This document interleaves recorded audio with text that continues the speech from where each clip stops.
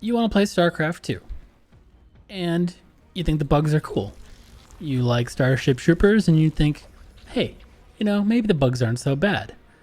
Maybe I want to control an entire army of Zerglings, and Queens, and the Swarm. Well, this video is for you. Welcome to Lower League Lessons, every single Zerg unit explained, version 2.0. My name is Prometheum. I stream on Twitch and do a few YouTube videos here. And this is, like I said, 2.0 version of every unit explained for Zerg. All right, here we go. Without further ado, these are the bugs. Don't mind the skins. Skins are pretty cool, but your mileage may vary. Anyway. So, we're going to talk about every single Zerg building and every single Zerg unit. And, this is really for somebody who is brand new to the game or coming back to the game after a long time and you don't know what the units are, what the abilities are anymore or something. We will not get into build orders. We will not get into unit compositions and strategies and, what Cyril and Reyna are doing with, late game Protoss or whatever. This is StarCraft 101. First of all, you start out with a bunch of drones and a hatchery. This is not a hatchery, this is a hive. But to get all the cool Zerg units, you have to get up to a Hive Tech. So, you start with a layer, and then you build layer tech buildings that let you access hatchery tech buildings that let you build hatchery tech units. And those are Zerglings, Roaches, Banelings, and Ravagers, which are morphed from Roaches. So the first basic unit you have is a drone. And a drone does turn itself into all of these buildings and all these tech structures. And all of your static defenses are built by killing a drone, basically. So you really do have to keep up on your drone production as you expand and as you tech up. That's probably the hardest thing that even pros deal with, is when to build drones and when to build units. So the most basic unit is the Zergling, which you can build after you build a spawning pool, and a Zergling looks like this. They're just a melee unit. They only attack ground to ground, and they have to be close up to do it. Look at them go. And they only do 5 damage, but they do attack quickly, and they have very, very good upgrades. They can move faster. Zergling speed is a guaranteed essential upgrade if you play Zerg, no matter what style of play you do. And then once you get to Hive Tech, they even have adrenal glands, which gives them 40% increased attack speed. So that's one of the biggest, if not the biggest, single percentage increase upgrade in the entire game. And that's why it's Hive Tech. It takes a long time to get up to that. That's your Zergling. Once you build a Baneling nest right here, then you can morph your Zerglings into Banelings. Now, Banelings are a suicide unit. They do a very large amount of splash damage to ground units, and they do bonus damage to light units, like Zealots, Adepts, Marines, other Zerglings. And even Hydras. Even Hydralisks are light. So, Banelings are a pretty good counter, actually, against Hydralisks. Interesting. They also have a movement speed upgrade, and when you get that movement speed upgrade, it not only makes them faster, but it also gives them +5 or +10. I think it's +10. No, +5 life. Sorry, +5 life. So not too bad. Not too bad at all. They get to the enemy quicker, and they can, take an extra shot or two maybe.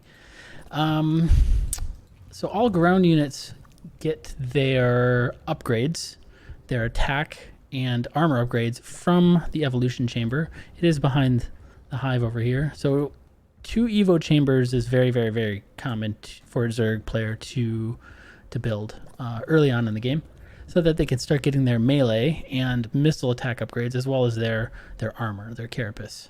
So let's just go ahead and start all 3 of those just to see what happens, and we'll come back to that later on. We'll even do Zergling speed upgrade and adrenal gland, come back to that. Another hatchery tech building and unit you can make are roaches. Roaches are, where are they? Right here. They are another ground-to-ground missile attack type unit, so they spill a little bit of acid, and they are armored, biological. They shoot pretty slowly, and they can be morphed into these Ravagers, which are now not armored units, but they do have a spell attack called Corrosive Bile, which does quite a bit of damage. 60 damage is really good. So 3 of these, 1, 2, 3, will kill a tank. I think 3 also will kill a Liberator. They can attack air unit with that spell with Corrosive Bile. And they do get +1 range over a Roach. Oh, +2. Wow, +2 range over a Roach. So a good composition of Roach Ravager is very, very common in any Zerg matchup. So not bad. Let's see. Did I upgrade Burrow? Somehow I did upgrade Burrow. Cool. Anyway, yeah, so that is basically your hatchery tech, your first tier units in a nutshell. Let's get well, there's no more gas with this one. Let's get some Baneling speed going as well.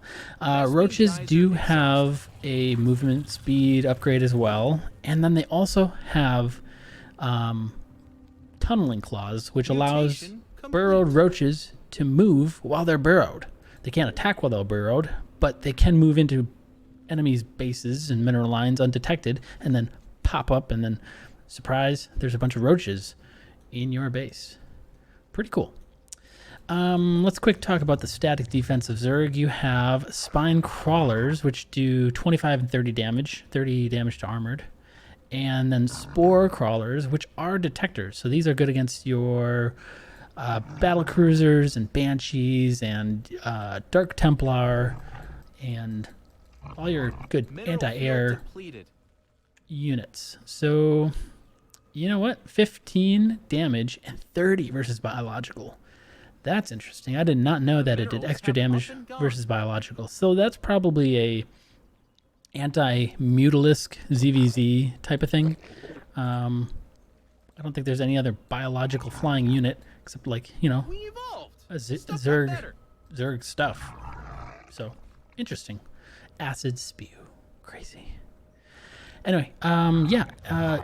Interesting thing about these semi-static defenses is that they can be unburrowed and reburrowed wherever you need them. So, you know, a Liberator sieges up on your mineral line and your Spore Crawler's way over here. You know, you can pop that guy up and put him right underneath the Liberator. And Liberators don't shoot structures, and a Spore Crawler is a structure. I don't get it, you know. Should be able to shoot that thing, but whatever. There's no Blizzard balanced team to whine to anymore, so it is what it is. The other hatchery level unit you can make as soon as the spawning pool is done is the Queen.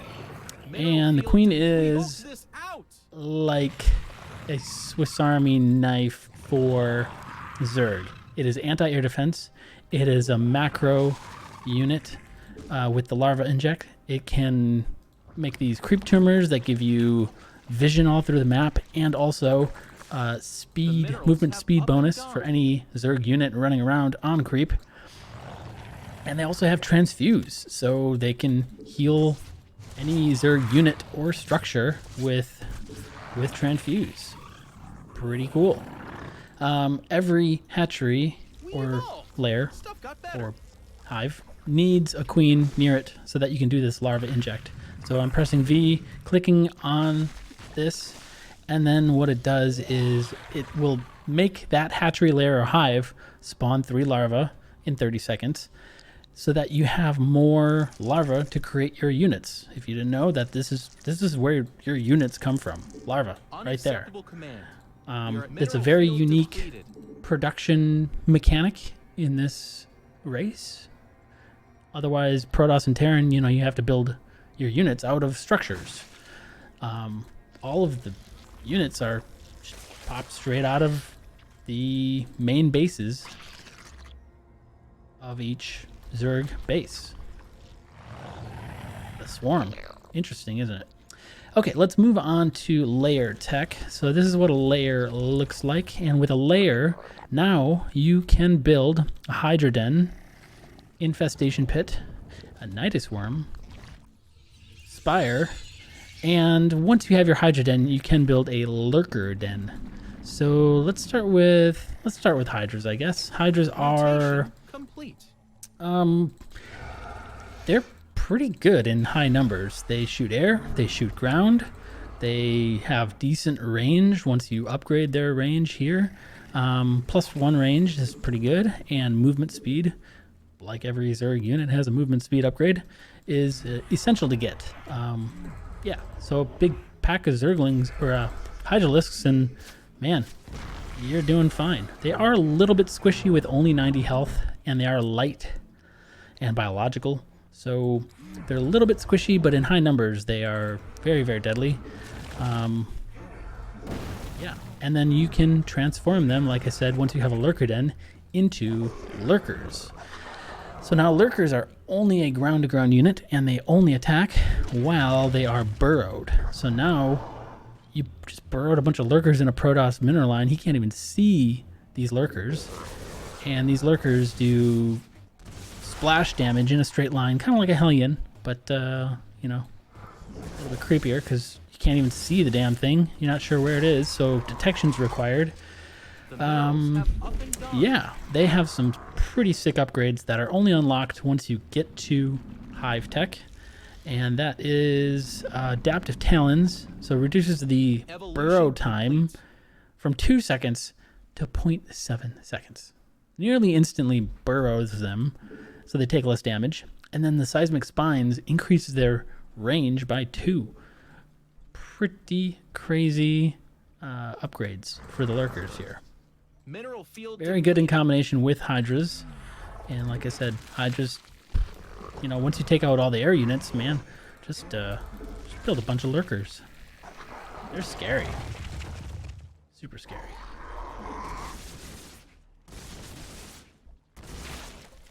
Cool. So that's Hydras and Lurkers.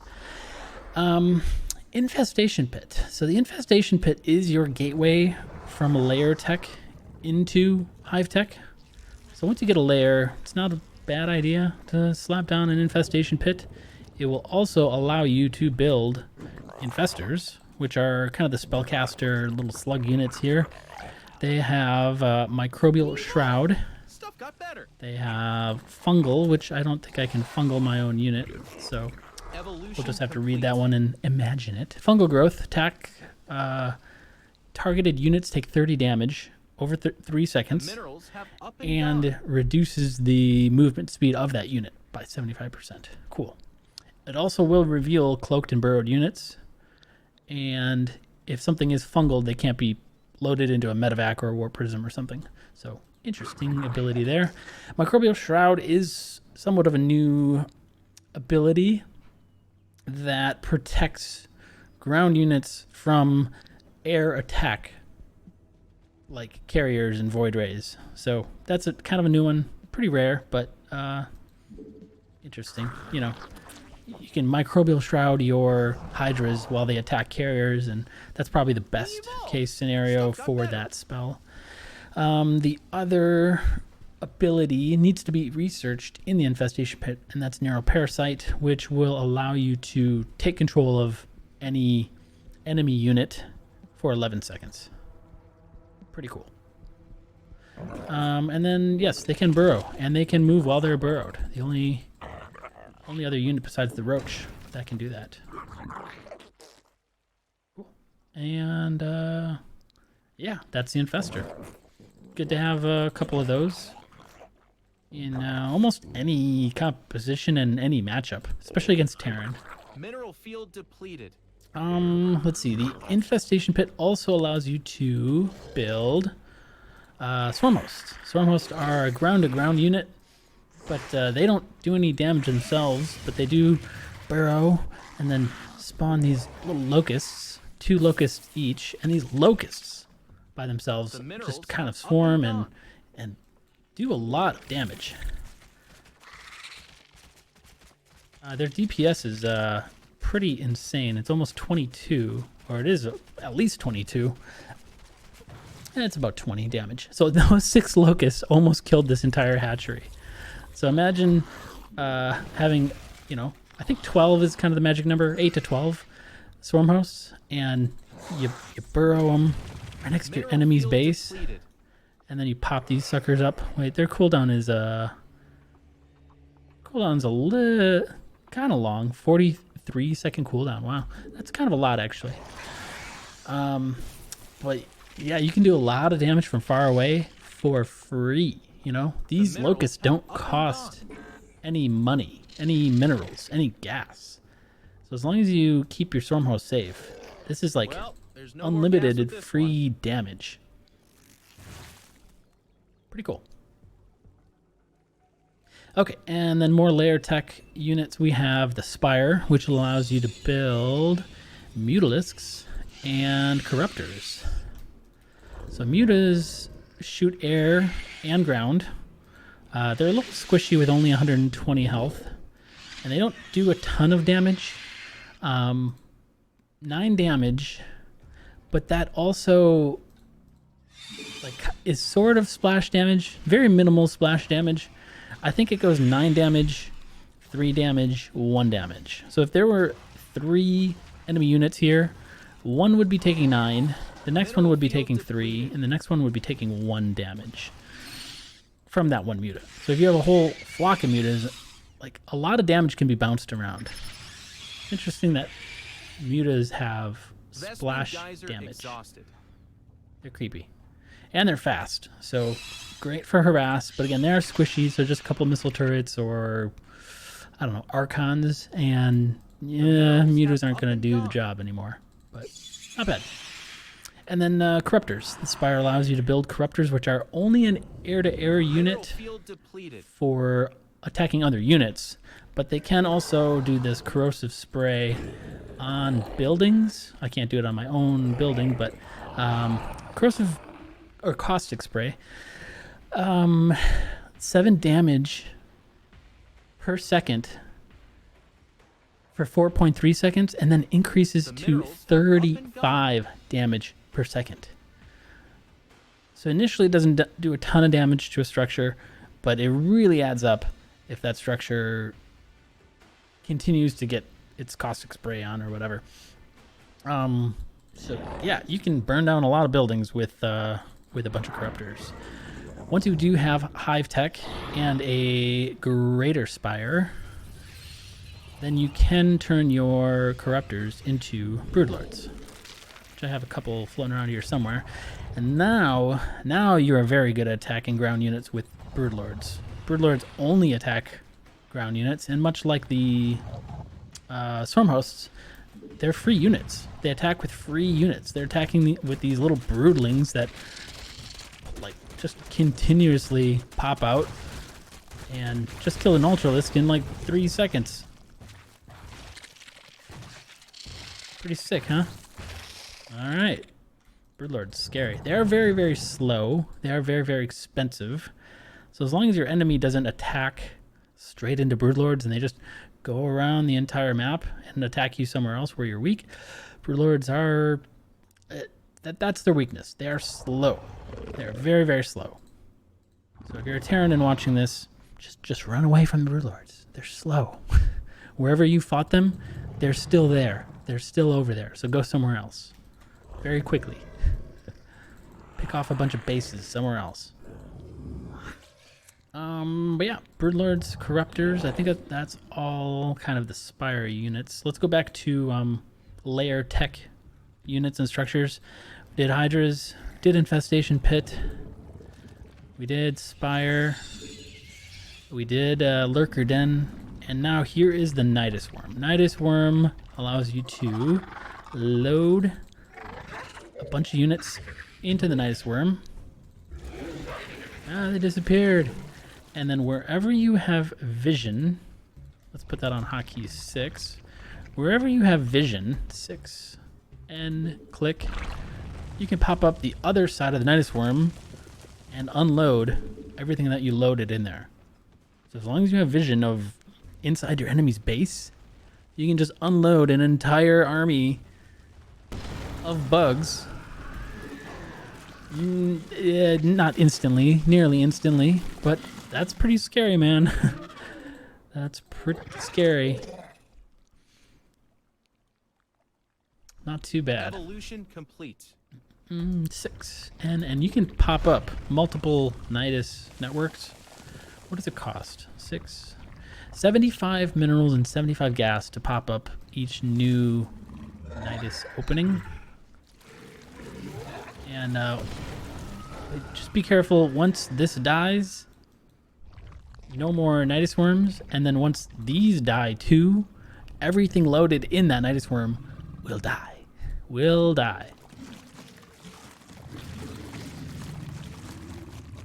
So yeah, watch out for that. I've almost had that happen, and I had like a ton of Ultralisks in a Nidus Worm one time. Somehow it had like 15 health left, and I realized it and then unloaded it and won the game. Won the game. All right, let's go on to, what are we going to go on to? I guess Hive Tech. Hive Tech is mostly about the upgrades that Hive unlocks. You can't get adrenal glands for Zerglings without Hive Tech. You can't get 3/3 from your Evo chambers without Hive Tech. You can't get sick lurker upgrades without Hive Tech. And then for units, you can't get Broodlords and you can't get Ultralisks without Hive Tech. So that's the other unit of Hive Tech is, well, Vipers, Ultralisks, and Broodlords. Ultralisks have their own separate building here. And they have chitinous plating, which gives them +2 armor.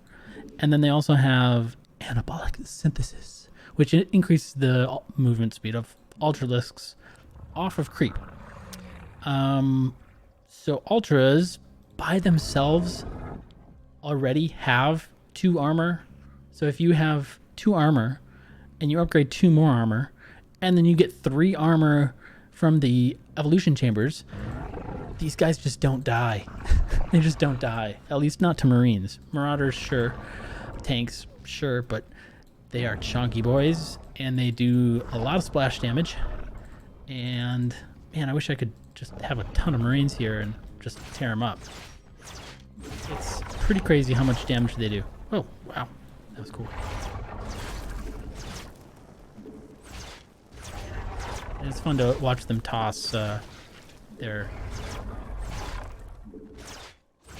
enemies across the map. Yeah, Ultras. Chunky boys. The GG elephants. Alright, so Vipers are spellcasters, kind of like the Infestors, kind of the Swiss Army knife of Zerg.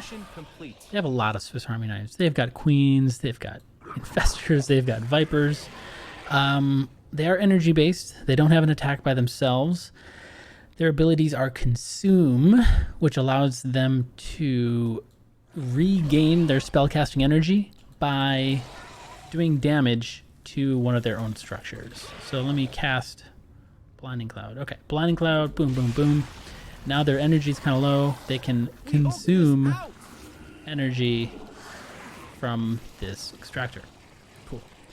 Abduct pulls target unit to the location of the Viper, so that's cool. You can abduct a Viper or abduct a carrier right underneath a entire swarm of Hydralisks or spore crawlers or something, and it'll die.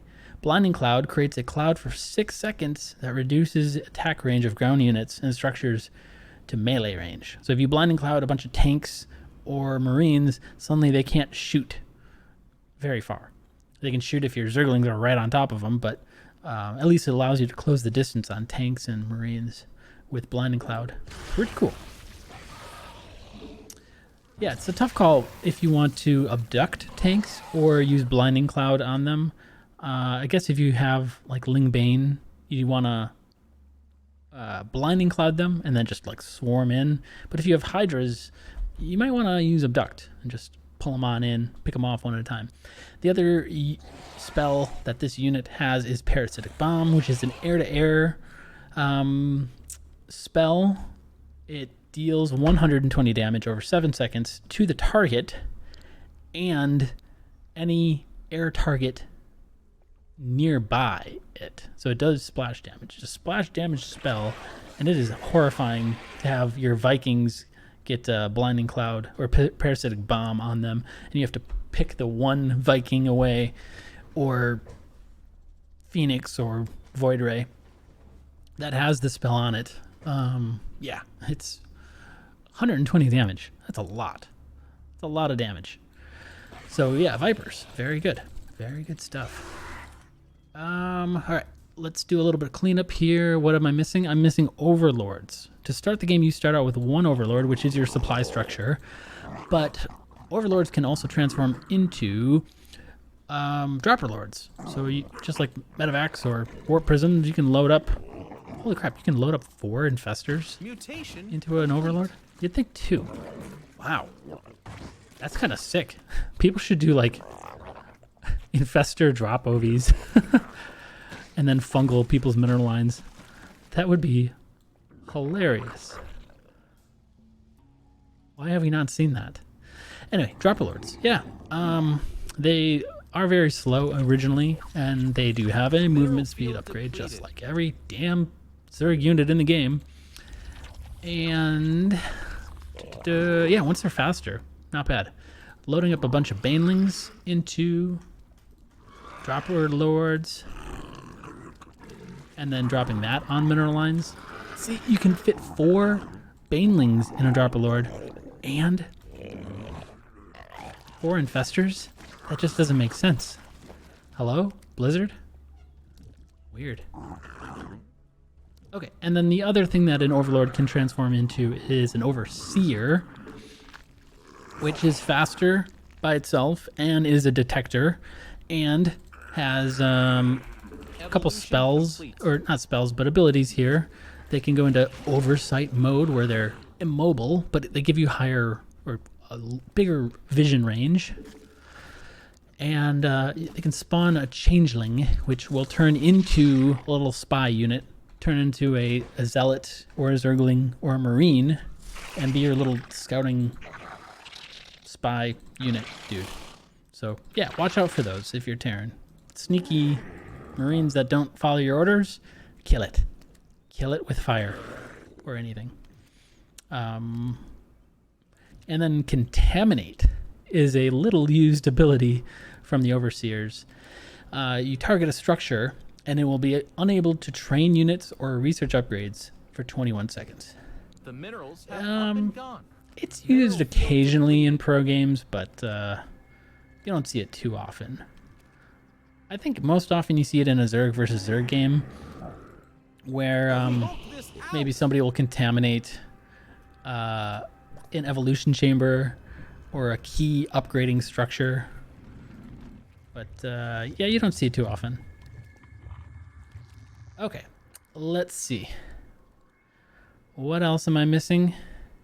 Probably something, but yeah, let me know if I missed anything in the comments below, or if you have any questions, or if you'd like to see any other StarCraft 101 videos. I think this pretty much covers the basics of Zerg well enough.